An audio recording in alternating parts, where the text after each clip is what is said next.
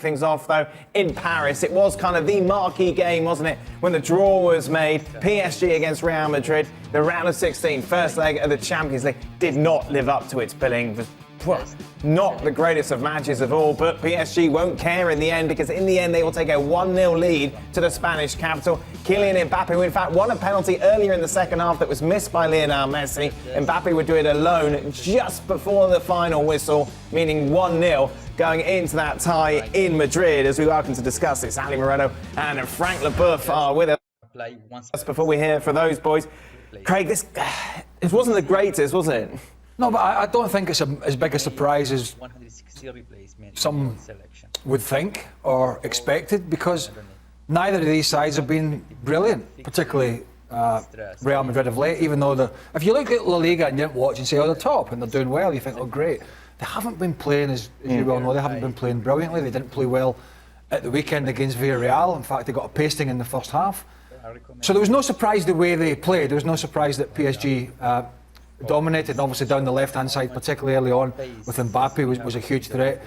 And also the lack of energy and legs in the middle of the park for long periods for Real Madrid was a problem. And I just thought, if they get back to the Bernabeu 0-0, they'll be happy. But I think it's a problem for them now, because PSG can be cute and clever in the second leg, and there's no Casemiro, and more importantly, there's no Ferland Mendy. And if you watched the Villarreal game at the weekend and saw Marcelo's performance, you'll know why. Ali, there was really one player who stood out, not only getting the winning goal, but throughout this game. Really impressive stuff once again from Kylian Mbappe.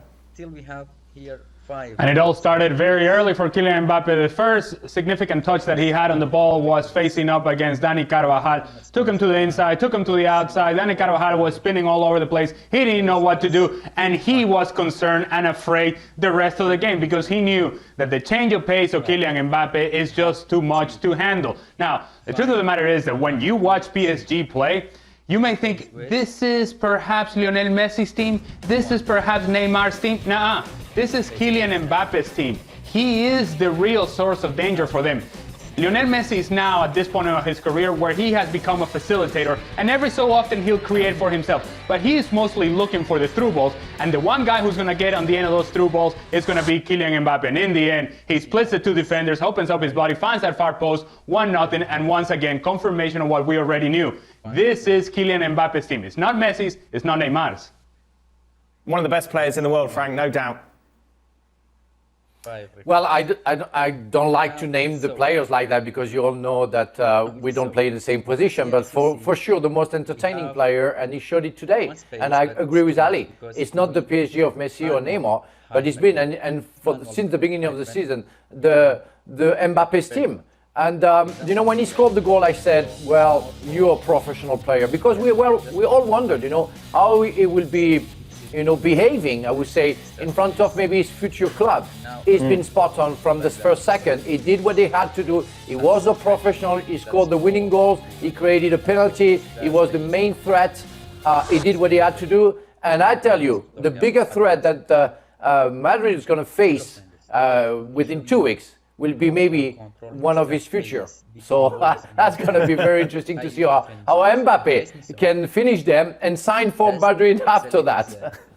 How good was the goal? I don't think it'll be a problem for him, but as Frank said, tongue-in-cheek, you know, he could kill them off, and he's going to be going to them. But I think Madrid fans, if that's the case, they'll take it. We'll just have to accept that he is a game changer.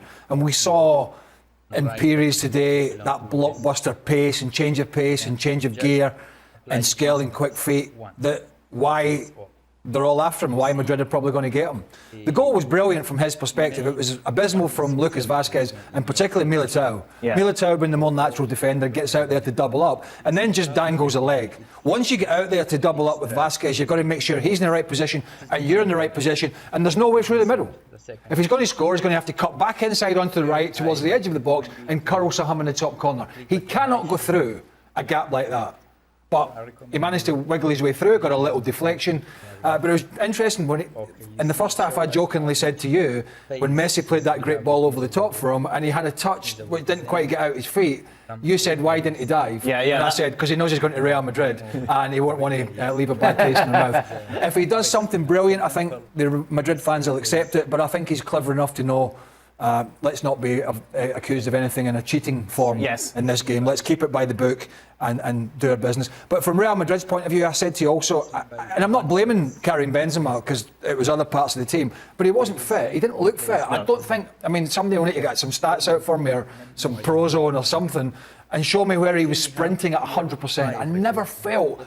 I always felt watching him, and I know this from a playing perspective, anybody who's had a hamstring problem and comes back really quickly is always thinking about that explosive sprint. Right. And when you've got a player up front who potentially is not fit or fully fit, you've got to get runners from the midfield. And they haven't got anybody in the middle of the park that can run beyond Karim Benzema if he was, say, 80%. Frank, I know you want to talk about Benzema and Real Madrid. I just want to focus on PSG a little longer, and in particular, Ali, it feels like a lifetime ago that we were sat here discussing the fact that Mbappe apparently was throwing his toys out the pram, not happy that Messi was coming in and taking all the attention away from him. And as you boys all say, it is now Mbappe's side.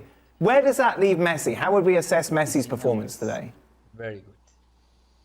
Here we have to Leaves them in an uncomfortable position of being second best. And while we think of Lionel Messi as a tremendous team player, we don't always think of him sort of in the same Ronaldo picture when we think, you know, it's either Ronaldo or it's not happening. That Messi seems to kind of over the year have created this image of a guy that he is more about the team than he is about himself. Well, he's going to have to prove it now because he is. Again, and I can't stress this enough, this is no longer about Messi running at people or running to get away from defenders or taking players on. This is about Messi now dropping off in a playmaking position and him being able to spray balls around. That's the game that now Lionel Messi has to be able to execute for PSG so that then Kylian Mbappe can do the things that he does naturally. Lionel Messi has to change his game, has to manage his game in a different way, and has to adjust to what the reality of his career is right now. He's no longer the explosive guy that we saw in the past. He is now a facilitator. He's now a passer of the ball. If he does that well, then Mbappe benefits and PSG benefits as well. I thought Neymar looked quite sharp when he came on as well, which is also a concern, bearing in mind we've got a couple of weeks before the next game, and the no Casemiro, which is massive. You know, who comes in? Is it Valverde that comes in, or is it Camavinga, who has played recently but it was taken off? What does Ancelotti do? What the hell does he do in the full-back position? Because again, Marcelo got an absolute roasting at the weekend. How would you assess Messi today?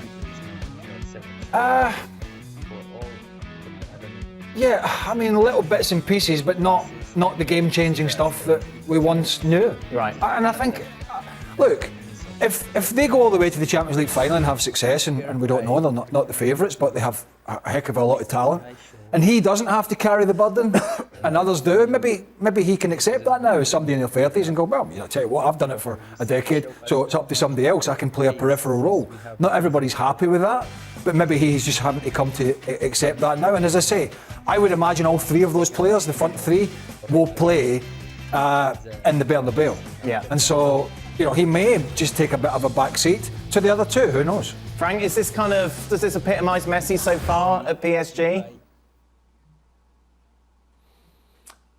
What it is, you know, we said before that he needs to settle down. You know, we have to give him some time. But really, when I watch him today, I said, okay, now we realize that Messi is not the Messi from yesterday, and as Ali said, he has to change his game in order to be not as performant, but still crucial in the game of Paris Saint-Germain. He has to serve their best player at front, which is Mbappe. He has to change in a way that none of the players in Paris Saint-Germain will serve him because they know that he cannot do what he used to do.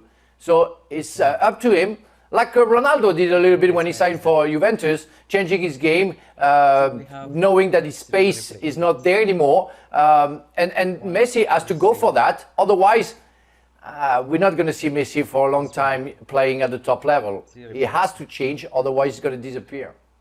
This is, of course, the first match that we've seen under the new rules from UEFA in the Champions League, given that the away goals rule now doesn't count.